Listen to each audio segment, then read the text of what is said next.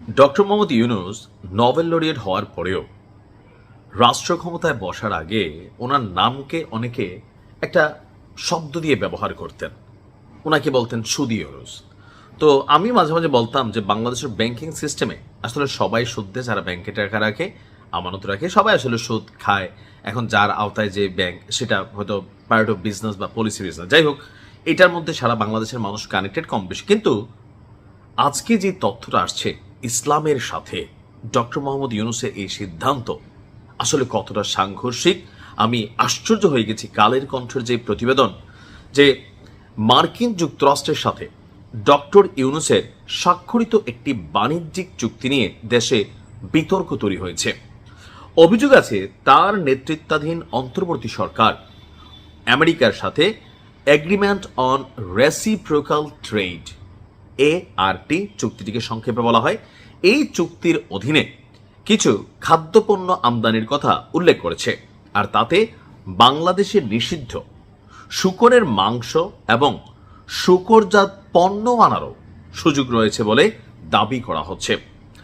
দেশের আমদানি নীতিতে আদেশ 2021 থেকে 24 অনুসারে যে 26 ধরনের পণ্য বাংলাদেশে আনা যাবে না, তার মধ্যে অন্যতম হল শূকর এবং শূকরজাত, শূকরের চর্বি অথবা মাংসযুক্ত অথবা শূকরের মাধ্যমে তৈরি হয় এমন সকল পণ্য।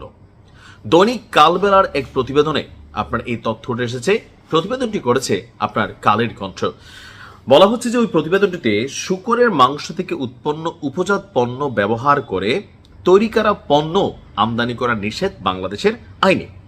এটি নিষিদ্ধ হওয়ায় এই পণ্যের বাণিজ্যিক কোনো চাহিদা এবং উৎপাদন বাংলাদেশে নেই। তবে ব্যক্তি উদ্যোগে কোথাও কোথাও উৎপাদন হলেও সরকারি পর্যায়ে এই পণ্যের চাহিদা বা উৎপাদনের পরিমাণের কোনো তথ্য নেই। আর ডক্টর মোহাম্মদ ইউনূস নিজে এত সব বিধিনিষেধের পরও তার সরকারের ঠিক শেষ সময়ে তাড়াহুড়া কইরা আপনার মার্কিন যুক্তরাষ্ট্রের সাথে এই ART নামক যে বাণিজ্য চুক্তিটি, সেটা তিনি করেছেন। মুসলিম অধ্যুষিত দেশের সাধারণ মানুষের সঙ্গে এই চুক্তিকে অনেকেই ধর্মীয়ভাবে প্রতারণা বলে মনে করছেন বিভিন্ন সংগঠন, এমনকি এটা অফকোর্স মুসলিমদের ধর্মীয় অনুভূতিতে আঘাত হেনেছে। শুধু শূকরের মাংসই নয়, দেশে পর্যাপ্ত উৎপাদন থাকা সত্ত্বেও চাহিদা না থাকলেও গরু, মুরগি, ডেইরি সহ যে কোনো বিভিন্ন ধরনের মাংস আমদানি উন্মুক্ত করতে এই চুক্তিতে বাংলাদেশের জন্য অনেকগুলো শর্ত রেখেছিল মার্কিন যুক্তরাষ্ট্র, যা মেনেও নিয়েছিল ডক্টর ইউনূসের সরকার। এছাড়া চুক্তি অনুসারে বিজ্ঞান ভিত্তিক এবং স্বাস্থ্য ঝুঁকির কারণ ছাড়া মার্কিন কোনো কৃষিপণ্য স্যানিটারি পরিদর্শনে বাংলাদেশ আটকাতে পারবে না বলেও হাস্যকর শর্ত জুড়ে দিয়েছে যুক্তরাষ্ট্র। আর এই শর্তের কারণে দেশে পর্যাপ্ত উৎপাদিত হয় এমন পণ্য যুক্তরাষ্ট্র থেকে আমদানির অনুমোদন দিতে হবে সরকারকে। এছাড়া দেশে সংখ্যাগরিষ্ঠতার ভিত্তিতে ধর্মীয় কারণে যে সকল পণ্য নিষিদ্ধ তারও অনুমোদন দিতে হবে, যা একদিকে দেশের বাজারকে প্রভাবিত করবে, অপরদিকে এই যে উত্তেজনাটা তৈরি হচ্ছে এটাই হবে। যদিও কেউ কেউ বলছেন যুক্তরাষ্ট্রের আদালতে ট্রাম্পের পাল্টা যে শুল্ক, এই শুল্ক ইস্যুটাকে আপনার থামানোর জন্য অথবা যুক্তরাষ্ট্রের পাল্টা শুল্ক যেন বাংলাদেশের উপর বড় আকারে না পড়ে তার সরকারের মধ্যে আপনার এই চুক্তিটা আসলে তখন করা হয়েছিল। এছাড়া 60 দিনের নোটিশে উভয় পক্ষ চাইলেই এই চুক্তিটি বাতিল করতে পারবে বলেও আপনার বলা হয়েছে।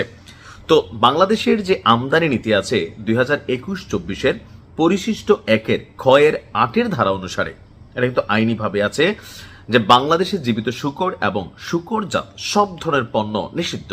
এর আগের সরকারগুলোতেও আমদানি নীতিগুলোতেও এটা নিষিদ্ধই ছিল। অথচ ডক্টর ইউনূসের এই অন্তর্বর্তী সরকারের শেষ সময়ে গত 9 ফেব্রুয়ারি যুক্তরাষ্ট্রের সাথে যে বাণিজ্য চুক্তি সই হয়েছে তাতে পরিশিষ্ট 2-তে বাংলাদেশের বাজারে বেশ কিছু পণ্য প্রবেশ করার শর্ত হয়েছে। এখন দেখেন এই যে বিষয়গুলা ডক্টর ইউনূস সরকার আসলে কেন করছে।